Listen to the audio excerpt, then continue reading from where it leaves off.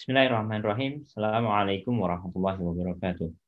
Alhamdulillahirabbil alamin, para sahabat sekalian yang berbahagia. Kita bertemu kembali di dalam kuliah teknologi. Hari ini masih di seri ICT 4D, di mana kemudian kita akan melanjutkan pembahasan mengenai potensi yang dimiliki oleh teknologi informasi dan komunikasi. Kan lalu kita sudah banyak berdiskusi mengenai itu, ada beberapa hal yang kita diskusikan.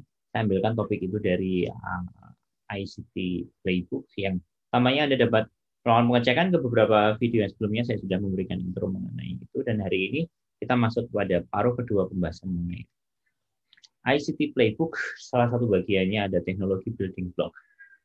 Pekan lalu kita sudah membahas mengenai bagaimana ketersediaan power itu betul-betul menjadi kunci di dalam kita menyelenggarakan teknologi informasi dan komunikasi.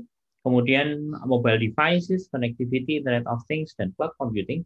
Kemarin kita sudah bahas habis mengenai itu. Silahkan Anda cek video yang sebelumnya.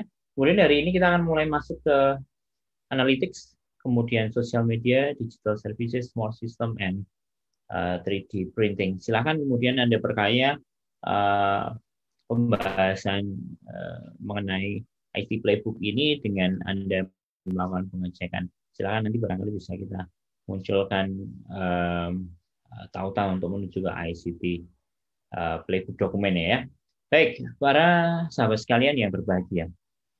Berbicara mengenai teknologi building block ya. Yang ada di sini Anda akan bisa melihat, tentu tidak semua teknologi masuk ke sini. ICT Playbook tentunya kemudian memiliki perhitungan-perhitungan tersendiri tentang apa saja yang potensial untuk dimunculkan di sini, ya tentunya kemudian secara kontribusi dan potensi mestinya kemudian menjadi sesuatu yang menarik untuk betul-betul diperhitungkan jika dibandingkan dengan teknologi-teknologi yang lain, sehingga prioritas jatuh ke 10 jenis teknologi yang ada di sini, yang kita betul-betul melihat bagaimana signifikansi dari 10 teknologi yang kebetulan kita munculkan di sini. Kita akan mulai membahas satu persatu nantinya, ada sekitar 5 topik ya. Kita akan coba lihat bagaimana potensi, kemudian challenge yang muncul, dan bagaimana kemudian langkah kerja yang perlu kita lakukan dari berbagai macam aktor tentunya. Nah, kita hari ini hidup di tengah-tengah banyaknya data, yang kemudian data bukan sesuatu yang baru tentunya di tengah-tengah kita. Dari years ago, data menjadi sebuah kekuatan di dalam melihat bagaimana situasi, bagaimana kondisi kita, kondisi dari sesuatu yang sedang kita teliti, apa yang sedang kita jalani, dan lain sebagainya. Yang dari data itu kemudian kita akan bisa melihat, are we really okay? Do we really need to do something else? Atau kemudian ada beberapa hal yang kemudian nantinya dapat kita putuskan, dapat kita tentukan strategi-strategi berikutnya based on data. Nah, salah satu aspek teknologi, salah satu jenis teknologi yang kemudian menarik untuk kita dalami di dalam kemudian nantinya kita implementasikan di dalam ICT 4D adalah analytics ini. Bagaimana kemudian kita melihat teknologi analytics, tool-tool untuk data analisis dan lain sebagainya itu betul-betul menjadi something yang tampaknya mau tidak mau kita harus masuk ke sana agar kemudian setiap decision yang dibuat itu betul-betul menjadi decision yang sesuai dengan yang seharusnya. Ada banyak potensi yang kemudian kita bisa lihat. Terlebih kemudian data lebih banyak bisa dikoleksi hari ini dengan banyak strategi. Salah satu yang betul-betul mengemuka adalah dengan munculnya sensor-sensor yang mampu memproduksi data digital. Let's say misalnya IoT, Internet of Things, yang sebagian orang kemudian melihat potensi IoT yang luar biasa, seringkali menyebutnya sebagai Internet of Things gitu ya. Internet of Everything gitu. Dari sana muncul kemudian data yang boleh dibilang overwhelming ya, data yang too much gitu, yang kemudian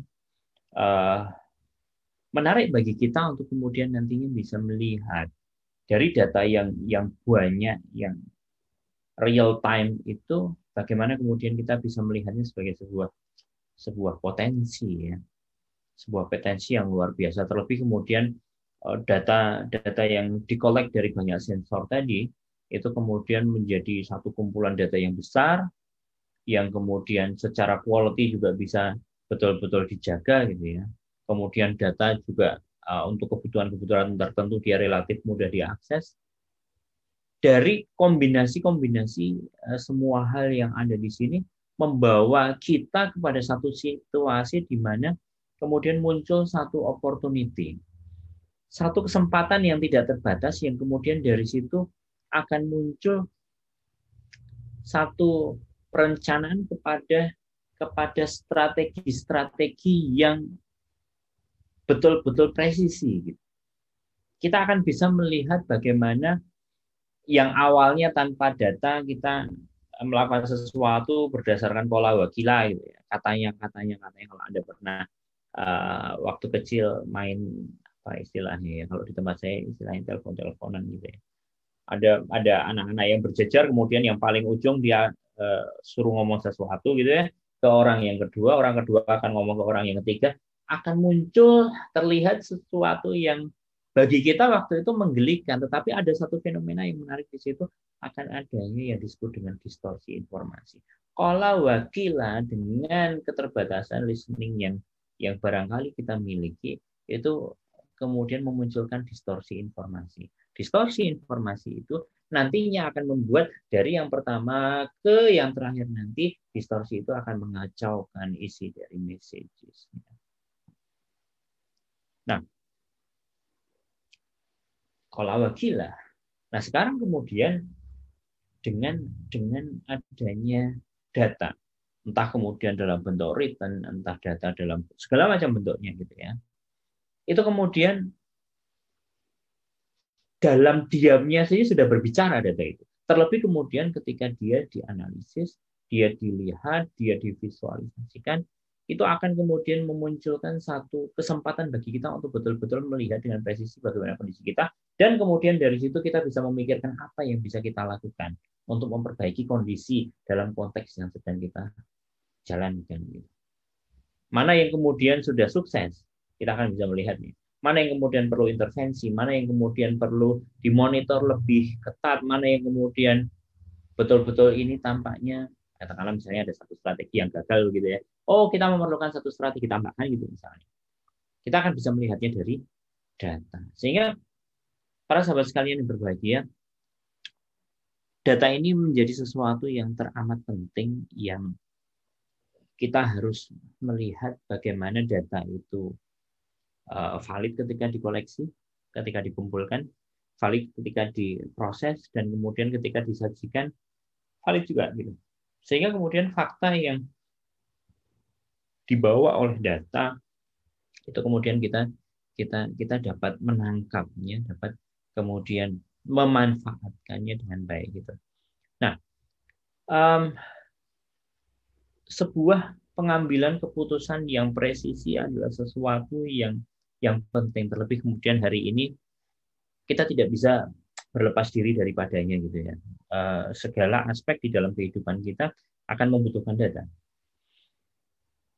Yang kadang ketika kita tidak presisi di dalam menyampaikan pun kemudian dapat berpotensi menjadi masalah yang besar gitu, tidak hanya sekedar menjadi bulan-bulanan masa ya, apa itu istilahnya, cyberbullying, bukan hanya tentang itu, tetapi kemudian bahkan nyawa orang dapat kemudian terancam hanya karena kita membuat sebuah keputusan tidak berdasarkan data yang valid. Potensi itu ada. Sehingga penting bagi kita untuk kemudian berusaha untuk membangun pemahaman ya. Berusaha untuk membangun pemahaman tentang bagaimana pengambilan keputusan di dalam organisasi apapun itu mestinya kemudian difasilitasi dengan data. Sehingga dari sana keputusan menjadi tepat, keputusan menjadi benar, tidak ada yang terzalimi, akan berbunyi A, B akan berbunyi B, C pun akan terlihat sebagai C, sehingga dengan data-data yang terlihat, data-data yang mudah diakses, data-data yang mudah untuk dipahami, data-data yang mudah diinterpretasi, itu kemudian semua pengambil keputusan, stakeholder-stakeholder yang nanti akan berkaitan dengan itu dapat kemudian memanfaatkannya. Contoh misalnya yang menarik adalah bahwa tidak sedikit hari ini organisasi-organisasi yang sudah mulai memanfaatkan bisnis intelijen misalnya, yang kemudian dari data-data yang ada divisualisasikan sebagai dashboard misalnya. Dari dashboard itu kemudian akan bisa terlihat tren misalnya. Dari dashboard itu akan terlihat persentase sukses misalnya. Dari dashboard akan terlihat berapa persen kans untuk terjadinya kegagalan misalnya. Dari sana kemudian bisnis akan bisa dilakukan realignment gitu sedini mungkin, yang dari data itu akan terlihat. Kemudian tersedianya ide-ide yang diperlukan untuk meningkatkan efektivitas keberlangsungan pemerintah dan layanan-layanan pembangunan ini, terlebih kemudian ketika kita berbicara pada konteks ICT 4D ya. Information Communication Technology for Development. Ingat, seringkali kemudian kita mendiskusikan tentang for development itu sebenarnya cakupannya apa saja sih, gitu kan? Kemudian kita juga pernah berdiskusi tentang aktornya siapa saja sih. Silakan Anda boleh cek video-video yang sebelumnya yang apa namanya kita membahas kuliah teknologi masih di seri ICT 4D.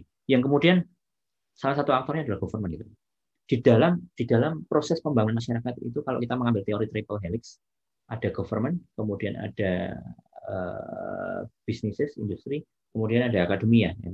Ada 3 aspek ini yang kemudian semestinya kemudian bekerja sama untuk melakukan pembangunan kualitas masyarakat dalam segala bentuknya dengan berbagai macam strategi yang barangkali kemudian bisa dimunculkan. Nah, katakanlah misalnya triple helix ini, atau kalau Anda suka dengan pentahelix tambah masyarakat, tambah media gitu ya. Yang kemudian dari banyak aktor tadi, kemudian dari banyak strategi yang barangkali muncul, bisa kemudian dengan adanya data yang dianalisis ini, kemudian kita akan bisa melihat mana intervensi atau ide-ide yang sempat masuk di tengah konteks masyarakat kita, yang kemudian ada terlihat potensi bahwa intervensi yang kita lakukan sukses. Misalnya ada sebuah baseline katakanlah misalnya health gitu ya. Ada baseline health situation dalam sebuah masyarakat, katakanlah misalnya ada let's say ada poin 10 gitu ya. Ada poin 10, kita tidak mengaitkan ke variabel tertentu ya, poin saja. Poin 10 ini kemudian kita menginginkan bahwa situasi masyarakat itu dapat naik ke poin 20, 2 kali lipat. Ketika kita coba hubungkan, situasi masyarakatnya semakin sehat, kemudian prosentase keteraksesan fasilitas kesehatan lebih mudah bagi mereka sehingga sebelum sakit sudah terbiasa untuk melakukan check up gitu misalnya. Katakanlah misalnya seperti itu. Nah, intervensi apa yang dapat kita lakukan untuk bisa meningkatkan dari 10 ini ke 20 ini, kita dapat melakukan penilaian. Kapan kemudian intervensi dilakukan dan kemudian poin ini dia mulai naiknya di kapan. Atau kemudian ketika berjalannya intervensi itu bahkan dia tetap di 10 aja. Ini kan menjadi sesuatu yang bisa dianalisis lebih lanjut. Ini yang dengan data situasinya itu akan betul-betul kita bisa lihat dalam berbagai macam aspek kehidupan kita. Mau ngomongin apapun, aspek sosial, aspek ekonomi, teknologi, dan lain sebagainya. Dengan adanya data, kemudian kita akan bisa memiliki sebuah peta, gambaran besar situasi konteks yang sedang kita monitor. Yang kemudian dengan adanya data, dengan adanya analisa, dengan adanya graf, dengan adanya bagan apa segala macam itu, kemudian dari sana kita akan bisa naik kelas dengan memanfaatkan data-data ini sebagai sesuatu yang kita umpankan kepada sistem yang lain. Dalam konteks ini kita ambil contoh misalnya pengembangan smart system, misalnya smart technology, misalnya teknologi pintar, sistem pintar untuk intervensi sesuatu, misalnya apa, misalnya pertanian. Oke, komponen dalam smart system macam-macam. Oke, kita bicara di sana ada IoT. IoT-nya kemudian dia bisa sensing tentang weather misalnya. Dia bisa sensing tentang soil condition misalnya. Dia bisa sensing tentang water quality misalnya. Yang kemudian dari situ data-data akan di-collect, kemudian di sana ada AI yang bekerja melihat bagaimana potensinya, melihat bagaimana prediksinya dan segala macamnya, sehingga dari sana bisa muncul sebuah gambaran situasi di dalam sebuah dashboard, yang dari dashboard itu kemudian kita akan bisa mendapatkan alert, kita akan bisa mendapatkan schedule, kita akan bisa mendapatkan rekomendasi intervensi untuk improving soil condition misalnya. Kalau weather susah ya, meski bisa. Oh, kurang hujan nih. Ada orang-orang yang bertugas untuk merekayasa hujan gitu misalnya. Could be kan, sangat mungkin. Yang kemudian dari sana itu bisa based on data. Nah, yang kemudian menarik untuk kita lihat adalah dari potensi-potensi yang ada tadi, apa saja sebenarnya tantangan-tantangan yang muncul gitu.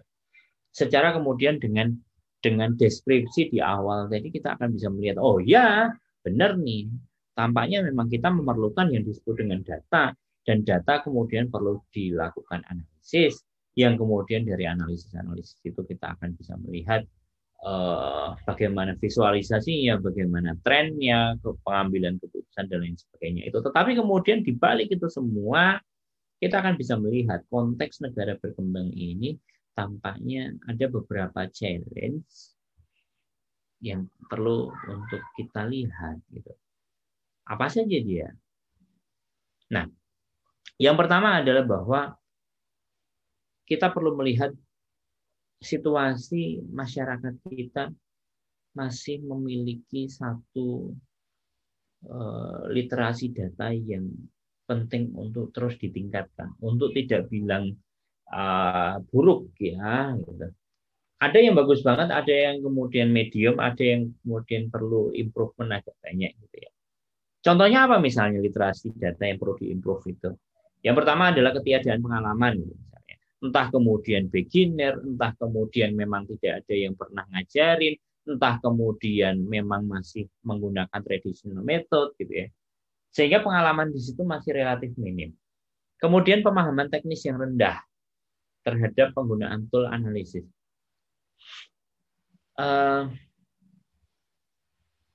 Ada barangkali sebagian dari Anda melihat di tengah masyarakat ketika Anda diskusi sebagian dari masyarakat kita, ketika kita coba kenalkan sebuah teknologi atau kita kenalkan sebuah opportunity,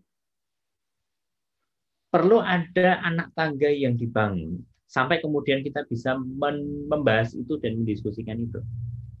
Kenapa itu kemudian bisa terjadi? Karena satu, tidak setiap orang familiar dengan teknologi. Ini yang menjadi apa namanya, bukan barrier ya, tetapi kemudian challenge. Sebuah tantangan bagi kita untuk kemudian memunculkan literasi di tengah mereka. Dengan apa itu bisa dilakukan? Dengan capacity building misalnya dan lain sebagainya. Itu tantangan-tantangan yang muncul. Kemudian ketika data-data sudah ada, milihnya bagaimana? Data-data yang relevan yang mana nih? Data-data yang cocok untuk kita pakai yang mana? Itu sesuatu yang kemudian penting untuk juga kita bangun di tengah masyarakat kita. Yang tentunya kemudian ada banyak jenis data yang bisa kita manfaatkan. Dan ada banyak data yang bisa kita manfaatkan, ada banyak potensi yang kemudian kita bisa dapatkan, sehingga dari sana kemudian benefit itu akan terlihat gitu. Nah, ini semua kemudian nggak tiba-tiba kan. Bagi kita yang terbiasa berinteraksi dengan data, oke, secara logik begini begitu, tetapi kemudian bagi mereka yang terbiasa di lapangan melihat situasi langsung di hadapan mereka, tidak pernah kemudian dikenalkan dengan data analytics misalnya, katakanlah misalnya menjalankan pertanian masih tradisional, menjalankan ternak masih tradisional, kemudian memberikan layanan-layanan publik masih tradisional, biasanya fokus ke data ini masih relatif minim. Itu situasinya. Kemudian yang kedua, standar ya. Memang situasinya adalah bahwa di negara berkembang ini inisiatif bisa muncul dari siapa saja. Gitu. Inisiatif bisa muncul dari siapa saja, kapan saja, yang kemudian terkadang antara satu inisiator dengan inisiator yang lain itu betul-betul tidak terjalin komunikasi di antara mereka. Satu di ujung barat, satu di ujung timur. Satu membuat inisiatif, satunya lagi inisiatifnya beda lagi. Tidak saling mensitasi satu dengan yang lain gitu misalnya. Ini implikasinya luar biasa di dalam keberadaan teknologi. Secara kemudian akan muncul banyak standar yang ada satu terminologi yang menarik di dalam bahasa Inggris yang disebut dengan interoperability. Interoperability itu adalah satu situasi di mana satu sistem itu bisa communicating dengan sistem yang lain. Not really compatible sih, tetapi kemudian ada satu tata komunikasi yang memungkinkan dua atau lebih platform tadi dapat saling bertukar data. Ini yang menarik gitu. Ya. Yang kemudian di banyak konteks, di banyak kasus, kemudian inisiator-inisiator itu didorong untuk bertemu, saling kemudian mengekspos teknologinya masing-masing, sehingga di antara mereka ini dapat membangun satu kesempatan untuk kolaborasi. Apa yang bagus dari sistemku silakan dimanfaatkan, apa yang bagus dari sistemmu ayo kita pakai bareng-bareng. Nah ini yang tampaknya menarik untuk kemudian dibangun gitu ya, sehingga di sini penting disadari bahwa problem di dalam kehidupan kita itu tidak sesederhana yang kita bayangkan sehingga kita bisa menjadi the only Superman gitu ya. No, nggak bisa kita selesaikan sendiri. Tetapi kemudian kita akan perlu berkolaborasi dengan pihak yang lain. Sehingga dari sini harus didorong munculnya strategi di dalam kita bisa berbagi data. Bagaimana kemudian kita bisa berbagi data? Kemudian strateginya seperti apa? Cara berbaginya seperti apa? Protokol untuk berbaginya seperti apa? Ini menarik untuk kemudian dibicarakan, dan ketika sudah ada nota kesepahaman di antara mereka, tidak perlu ada usaha yang berbelit-belit kan, di dalam kemudian kita berbagi data untuk membuka data. Ini penting dalam segala aspek, ya, dalam segala aspek, terlebih ketika kita berbicara pada konteks ICT 4D, kita berbicara pada konteks masyarakat yang menjadi lebih baik situasinya, ya kan, sehingga antara government kemudian industri kemudian akademia ini penting untuk kemudian saling berbagi, saling mendukung, mengesampingkan segala kepentingan yang kemudian ini bukan sebuah tale ya, bukan sebuah dongeng. Harapannya memang betul-betul itu bisa terjadi ya. Yang berasanya kayak dongeng sebelum tidur gitu ya. Bukan seperti itu. Kolaborasi itu sesuatu yang penting ya, mengesampingkan segala kepentingan yang kemudian memunculkan kolaborasi untuk kemajuan masyarakat. Itu sesuatu yang penting untuk diusahakan. Terlebih ketika kita berbicara pada konteks seorang muslim misalnya, ada tata aturan yang perlu kita tengok dari Quran dan Sunnah, itu menjadi sebuah baseline tampaknya, batas-batas bawah minimum yang kemudian harus kita perjuangkan gitu. Tampaknya seperti itu. Jadi jangan sampai kemudian ada sesuatu yang halal diharamkan, ada sesuatu yang haram dihalalkan dan seterusnya. Pun kemudian berkaitan dengan teknologi ya, itu sesuatu yang sangat lekat di dalamnya. Nah, selama kemudian secara syar'i aman, nggak ada masalah. Tentu kemudian kolaborasi dan interoperability tadi kemudian penting untuk dibangun dan dibicarakan. Nah, challenge yang lain adalah bahwa terkadang di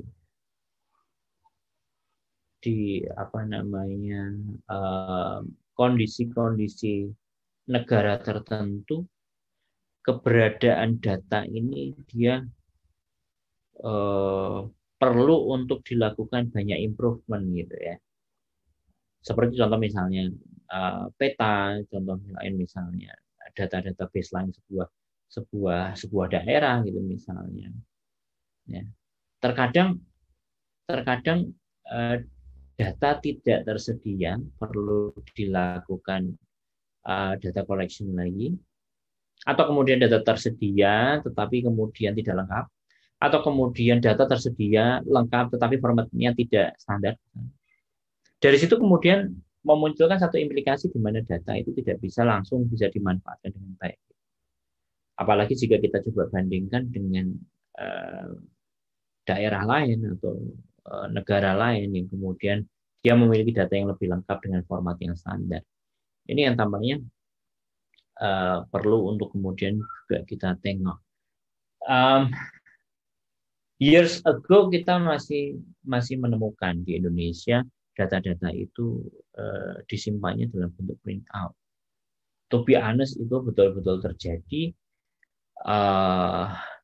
yang kemudian bahkan ya untuk konteks tertentu data dalam bentuk print out itu kemudian perlu disimpan years gitu ya, bertahun-tahun gitu. Ini sesuatu yang barangkali dulu kala pernah menjadi best practice ya, tetapi di dalam konteks digital hari ini kondisi yang demikian ini menyebabkan dalam kita akan memanfaatkan data menjadi relatif lebih susah ya. Ya ini ya tampaknya penting bagi kita untuk mulai influencing gitu ya. Dari tantangan-tantangan yang ada. Ini apa yang kemudian kita bisa buat gitu.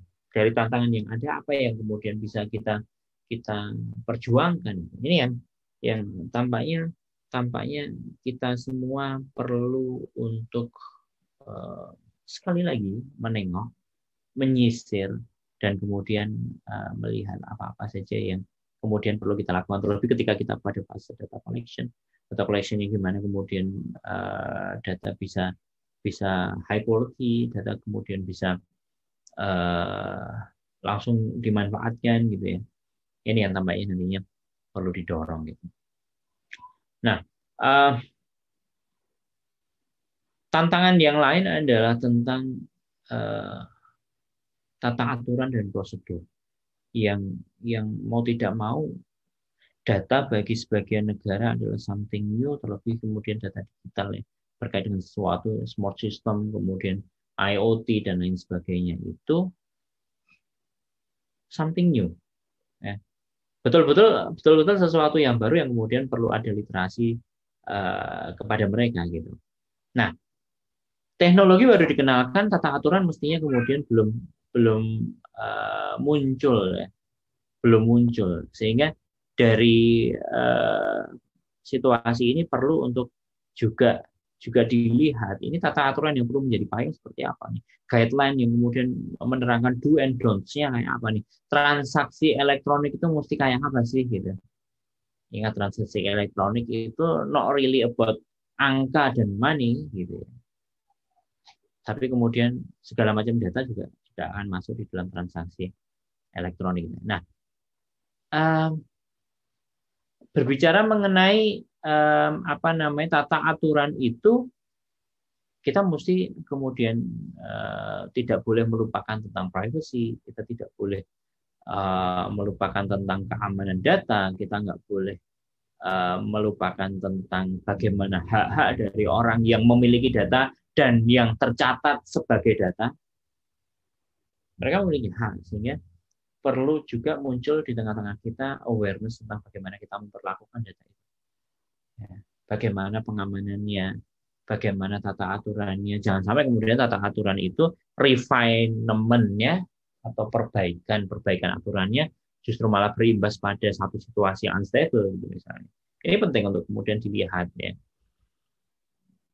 Yang dari situ kemudian diperlukan komitmen ya, diperlukan komitmen bagi semua orang untuk terus serta di dalam mengawal. Contoh misalnya kita bicara pada konteks PDP misalnya, ya, perlindungan data pribadi, gitu ya. Atau kemudian di Eropa ada juga satu law untuk menjaga privacy gitu ya, semacam itu. Nah, tentu nggak bisa sendirian ya, government nggak bisa sendirian, parlemen juga nggak bisa sendirian. Di dalam proses pembuatan undang-undang di sana diperlukan satu langkah komunikasi dengan stakeholder yang lain, yang kemudian dari sana akan ada atmosfer yang saling mendukung gitu. Bukan kemudian justru malah yang muncul kompetisi gitu. Ini sesuatu yang kepleset tampaknya. Yang seharusnya muncul adalah sebuah usaha yang kokoh, sebuah usaha yang utuh untuk kemudian kita bisa berkolaborasi bersama-sama, apapun bidangnya. Kolaborasi akan menunjukkan satu kebermanfaatan yang mantap gitu. Nah, yang terkadang berkait dengan security ya, trust di antara pemilik data dan pengguna data, pemilik data dan pengelola data itu tampaknya terus harus dibangun gitu, terus harus dijaga gitu. Karena kemudian ketika terjadi security breach gitu misalnya, pelanggaran keamanan data dan informasi, itu kemudian nantinya akan memunculkan satu distrust. Ketika sudah muncul distrust, ini kemudian masalahnya sudah semakin susah ya, semakin susah untuk kemudian selesaikan, dibahas, didiskusikan. Kadang juga diskusi sudah enggan gitu. Ini menjadi problem dan tantangan di dalam pengelolaan data yang nantinya harapannya sih sebenarnya bagaimana agar data-data itu bisa kita munculkan sebagai satu bagian dari strategi ya, agar kemudian kita bisa masuk ke situasi yang lebih baik. Nah, dari banyaknya challenge tadi kita mengenal aktor, katakanlah misalnya triple helix, gitu. Ada industri, ada government, ada akademia. Apa yang kemudian perlu kita lakukan? Ya. Kata kunci utama tadi harus betul-betul kita pegang, kolaborasi. Kolaborasi dari siapapun, ya. Kolaborasi orang-orang yang concern di dalam sebuah topik. Ini penting, ya. Ini penting sehingga strategi dan langkah kerjanya akan terpetakan, kemudian langkah-langkah adopsi dari prinsip-prinsip yang ada itu seperti apa, standarisasi datanya seperti apa, kemudian interoperability-nya seperti apa. Ini hanya bisa selenggara ketika sudah ada kesepahaman untuk berkolaborasi. Kadang challenge-nya di situ, ketika ada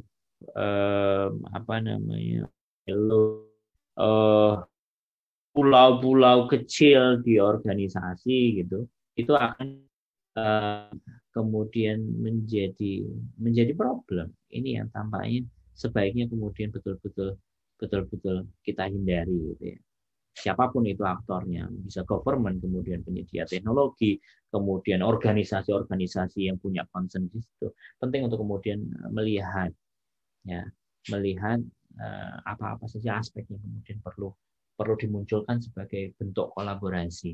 Meski kemudian challenge akan terus ada ya, kemudian overcoming the challenge itu adalah something yang inevitable, sesuatu yang kemudian harus kita betul-betul perjuangkan gitu.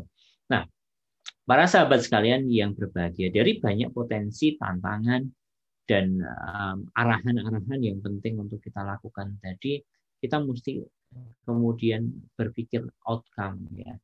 Dari adanya analytics ini, apa yang kemudian nantinya akan dirasakan oleh masyarakat? Apakah kemudian sekedar ada tool? Harusnya enggak gitu. Tool itu baru outputnya saja. Outcome-nya apa? Apa yang kemudian dari keberadaan tool itu bisa dirasakan oleh masyarakat kita? Ini sesuatu yang penting ya kan, sesuatu yang penting. Yang kemudian dari sana kita akan bisa melihat sistem ini betulan bisa dipakai apa enggak sih? Apakah kemudian ada sesuatu yang perlu dilakukan lagi gitu misalnya, ataukah kemudian diperlukan layanan pendukung yang lain? Apa saja yang kemudian kita mesti lakukan? Oh, ternyata diperlukan adanya apa namanya peningkatan kapasitas organisasi gitu misalnya. Dengan training gitu misalnya, dengan kemudian studi banding gitu misalnya, dengan segala macam ya, ada banyak strategi gitu. Apakah kemudian itu yang perlu dilakukan? Apakah kemudian penyedia teknologi? Ya, penyedia teknologi perlu untuk kemudian melakukan itu semua.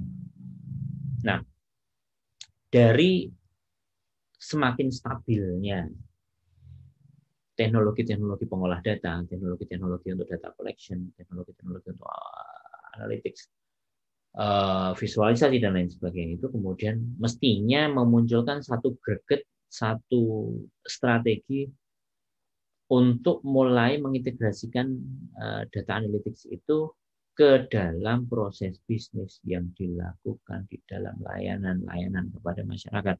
Siapapun aktornya, bisa government, bisa industri, bisa akademisi gitu ya. Ya kemudian dari situ mestinya kemudian dari layanan-layanan yang diberikan itu kualitasnya akan terus bisa ditingkatkan based on data gitu. Ya data pun sebenarnya bisa dikolek manual ya kalau tidak ingin menggunakan electronic vote gitu misalnya atau elektronik apa istilahnya itu ya feedback form gitu misalnya manual nggak ada masalah yang kemudian bisa didigitalkan gitu. Lebih baik kalau langsung digital langsung bisa diproses. Orang bisa melakukan pengisian data di situ, kemudian data-data yang masuk bisa didiskusikan.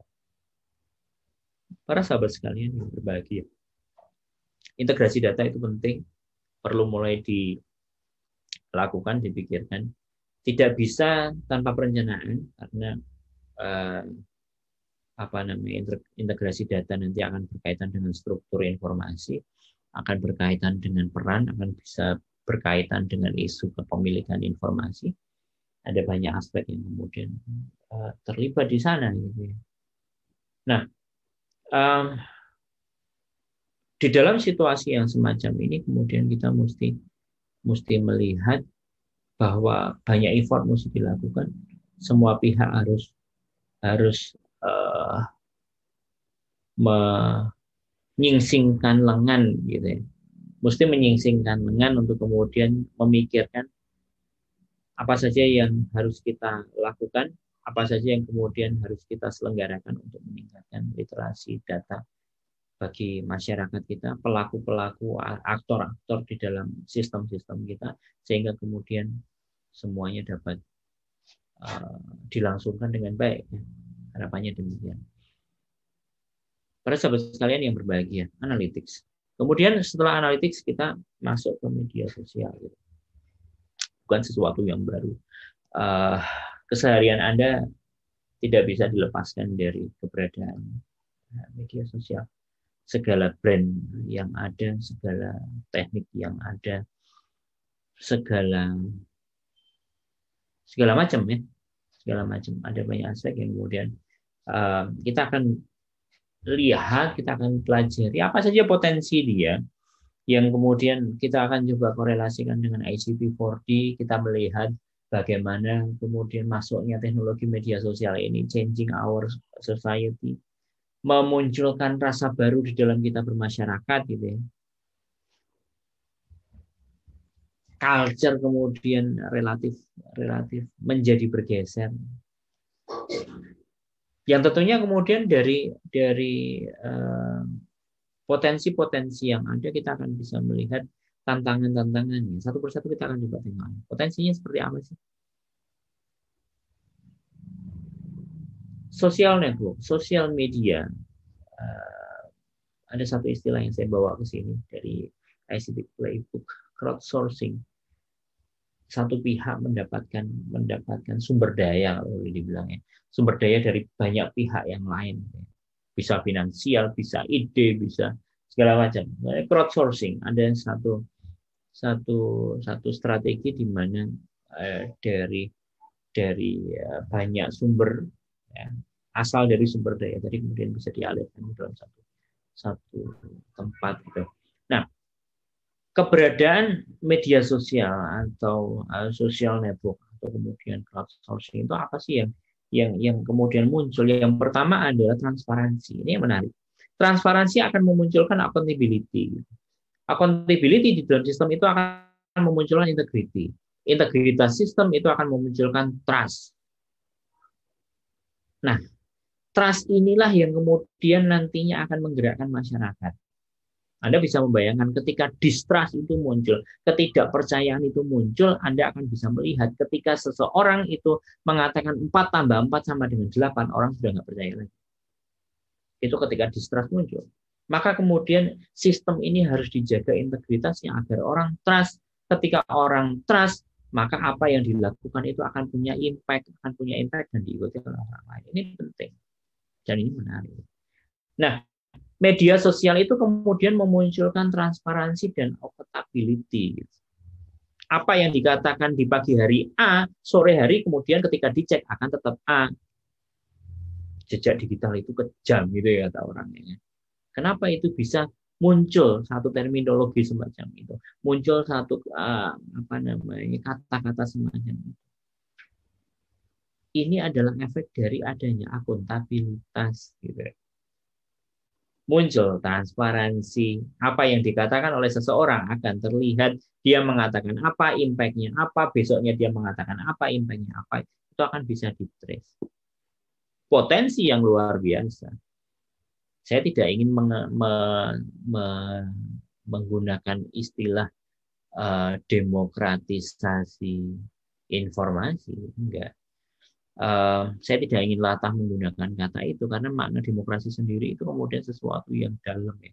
Bukan hanya tentang keterbukaan informasi, bukan hanya tentang dari Anda, oleh Anda untuk Anda, enggak. Ada value yang luar biasa dalam dari demokrasi itu, di mana kemudian ada pengesampingan, ya, pengesampingan peran Tuhan di dalam pengelolaan kehidupan itu salah satu yang kemudian menjadi inti di dalam demokrasi. Sehingga ketika menggunakan kata demokrasi itu agak mesti berpikir lebih mendalam, itu tidak sesederhana apa yang orang bayangkan. Sehingga saya tidak ingin menggunakan kata demokrasi, demokratis, gitu ya. Saya ingin mengatakan transparansi dan akuntability. Ya, transparansi dan akuntability itu kemudian akan menyebabkan orang bisa muncul trust kepada pihak ini. Yang kedua adalah bahwa ada potensi di mana terjadi perubahan penggunaan informasi, terlebih ketika dalam kondisi yang krisis. Krisis dapat dalam berbagai jenisnya, berbagai macamnya, ya. Yang kemudian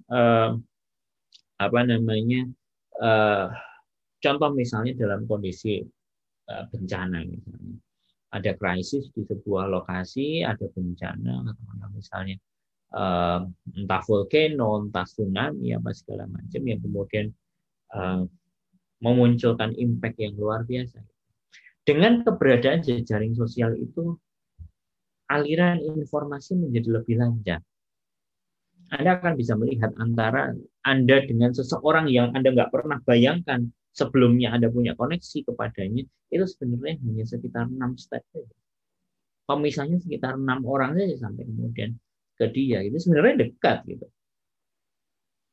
Yang sebenarnya dari kedekatan itu kita akan bisa melihat, hey, informasi itu akan bisa teralirkan dengan baik loh. Dalam kondisi krisis, informasi akan bisa teralirkan dengan baik, disinformasi akan bisa dikurangi, misinformasi bisa diminimalisir, gitu ya. update situasi berkala bisa dilakukan, kebutuhan-kebutuhan mereka yang ada di lokasi bencana itu kemudian akan dengan mudah ditangkap oleh orang lain. Ini menarik. Ada muncul kemudian kolaborasi-kolaborasi di antara jejaring itu. Anda akan bisa melihat bagaimana kemudian pemantauan Merapi. Anda akan bisa melihat ada beberapa channel yang khusus membahas tentang Merapi, ada beberapa channel yang khusus memunculkan situasi Merapi, CCTV-nya, kemudian seismografi dan lain sebagainya. Ini yang kemudian kita melihat sosial media menjadi tempat berkumpulnya orang, sehingga ketika ada sebuah informasi dan bisa divalidasi, informasi itu kemudian akan nyusul bagi orang lain. Yang dari situ kemudian muncul cara-cara baru dalam berkomunikasi, dalam berbagi informasi, muncul bot di situ, orang bisa mengetikkan kata kunci tertentu kemudian mendapatkan informasi yang detail. Ini yang kemudian kita dapatkan dari sosial media, gitu. Usefulness-nya, benefit-nya, gitu ya. Yang dari sana kita akan bisa melihat everybody can speak loudly, gitu. Semua orang bisa berbicara terlepas dari situasi ekonomi, terlepas dari kondisi strata masyarakatnya. Semua kemudian menjadi bisa berbicara di sana. Semua bisa berbicara, semua bisa saling berkomunikasi, semua bisa melakukan usaha-usaha untuk meningkatkan taraf hidup mereka, gitu. Memunculkan ide baru, mengusulkan sesuatu dengan confidence, mereka kemudian bisa menunjukkan bahwa they are exist. I need something, I have something yang kemudian di offer kepada orang lain untuk kemudian dibantukan gitu. Yang dari adanya jejaring itu banyak potensi yang kemudian akan bisa muncul. Challenge-nya seperti apa? Gitu. Di tengah kemudian sosial media mempermudah kehidupan kita dalam segala bentuknya, tentu kemudian challenge itu ada. Ya. Challenge yang pertama adalah bagaimana kemudian literasi itu harus terus dibangun. Literasi digital maksudnya. Literasi digital perlu terus dibangun, perlu terus dijaga, ditingkatkan, karena kemudian tidak sedikit organisasi yang tidak siap dengan sosial media, gitu. Dalam mengelola akun kemudian tidak terlihat profesionalisme, gitu. Cara dia berkomunikasi dengan orang lain tidak sesuai dengan standar komunikasi di internet itu misalnya, dan seterusnya. Sehingga dari sana tampaknya perlu terus ditingkatkan, gitu ya, literasinya, ya. Sehingga contoh misalnya ketika ada data digital yang cukup sensitif, gitu, orang kemudian care dan aware data yang sensitif semacam ini penanganannya seperti apa, ya. Penting kan itu diketahui. Penting untuk dipraktikkan di tengah keterbatasan sumber daya yang barangkali dimiliki oleh sebuah organisasi. Penting bagi kita untuk terus meningkatkan kapabilitas itu, kapasitas itu, sehingga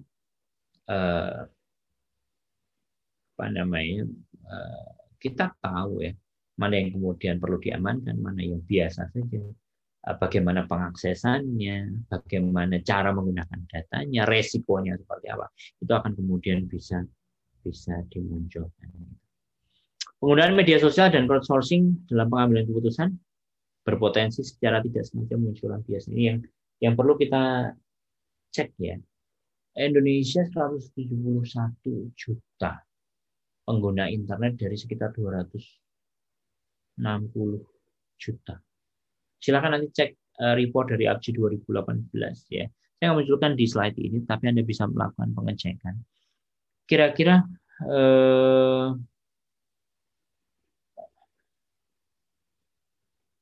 kalau saya nggak salah ingat 70% gitu, ya, pengguna internet. Bagaimana kemudian nasibnya yang 20 tadi sisanya? Mereka bukan pengguna internet. Dengan segenap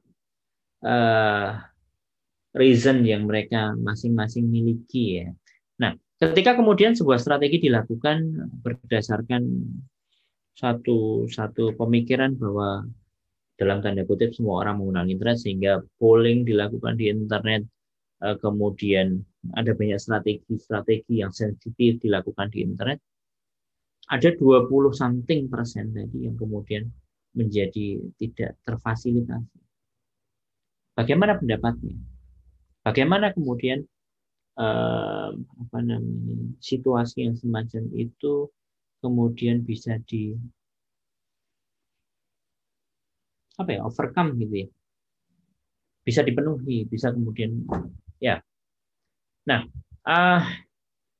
bias gitu, muncul bias yang tentunya kemudian kita perlu tengok apakah kemudian katakanlah misalnya Anda menggunakan metode sampling gitu ya. Apakah sampel Anda itu sudah mewakili sekian puluh persen tadi yang dia tidak menggunakan internet. Kalau kemudian dari situ sudah bisa divalidasi bahwa ya ini terwakili, clear, nggak ada masalah tentang itu kan.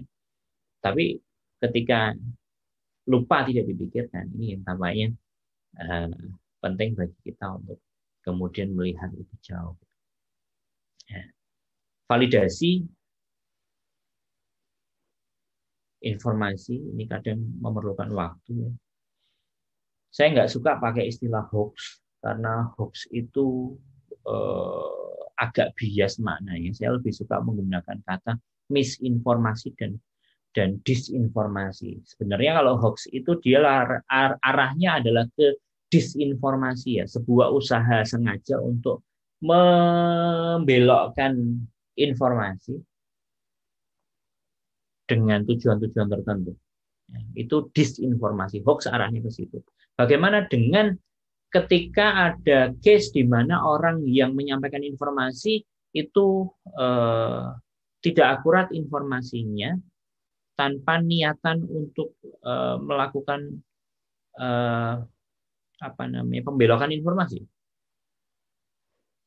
Itu dari beberapa literatur saya membacanya sebagai sebuah atau dikategorisasikan sebagai misinformasi. Misinformasi itu adalah ketidakakuratan penyampaian informasi akibat dari ketidakakuratan dalam proses riset. Ketidakakuratan di dalam pencatatan, ketidakakuratan yang kemudian memunculkan informasi yang salah. Tidak ada intention untuk kemudian menyampaikan informasi yang salah. Ya. Tetapi kemudian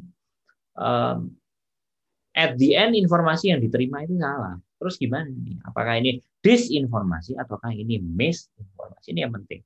Maka kemudian perlu dilakukan yang namanya validasi di sana. Ini valid nggak nih? Ini siapa nih yang menyampaikan? Nah, proses validasi itu terkadang memerlukan waktu yang relatif panjang.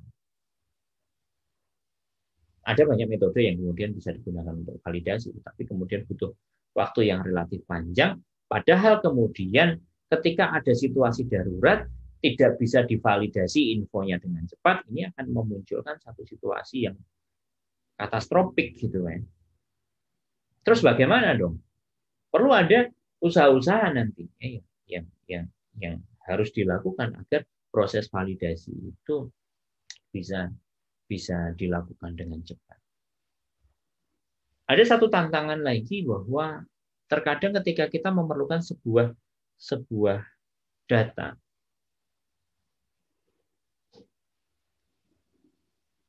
data-data yang tersedia itu dia tidak memiliki tingkat detail sesuai dengan kebutuhan kita. Problematik kan? Terlebih ketika kita memerlukan satu data yang detail, data yang granularitasnya kecil. Kalau Anda kenal dengan kopi fine grain gitu ya, digiling dengan halus ya. Gilingan-gilingan data itu betul-betul kecil-kecil detil gitu ya. Kadang kita nggak ketemu yang kayak gitu. Ini salah satu challenge. Terus gimana dong? Gitu. Mestinya di dalam kita ya siapa yang memastikan gitu. Maksudnya adalah bahwa ketika sebuah perencanaan itu dilakukan, mestinya kemudian akan terlihat data itu collection-nya seperti apa, parameter-parameter dalam collecting data itu seperti apa. kemudian penting untuk terus kita pikirkan gitu. Oh, ternyata kita akan bisa menemukan dengan satu konfigurasi data collection tertentu gitu misalnya. Nah, bayangkan kalau kemudian Anda akan bicara tentang weather gitu. Kalau nggak detail gimana kemudian Anda akan membuat decision? Anda memprediksi besok hujan atau tidak. Ya. Tentang soil gitu misalnya. Anda memberikan data kepada petani tentang apa yang harus dilakukan di musim ini dan seterusnya tanpa informasi yang diterangkan problematik. Nah, challenge yang terakhir adalah bahwa kadang sosial media itu, kalau saya boleh bilang, tuh close ya, terlalu dekat antara satu dengan yang lain, itu seolah-olah kemudian tidak ada jarak, which is itu benefit ya, tetapi kemudian ketika seseorang punya asumsi bahwa sosial media itu cepat, kita bisa posting sesuatu dan kemudian direspon dengan cepat, kadang ada satu situasi yang kemudian respon tidak secepat yang kita ekspektasikan. Gimana di situasi yang semacam itu? Kalau kondisinya darurat dan di sana tidak ada yang memonitor dengan baik, menyampaikan informasi kepada pihak yang berkepentingan, akan menjadi problem. Saya tuliskan di sini, terkadang respon yang cepat tidak selalu dapat diwujudkan. Ini situasi kita.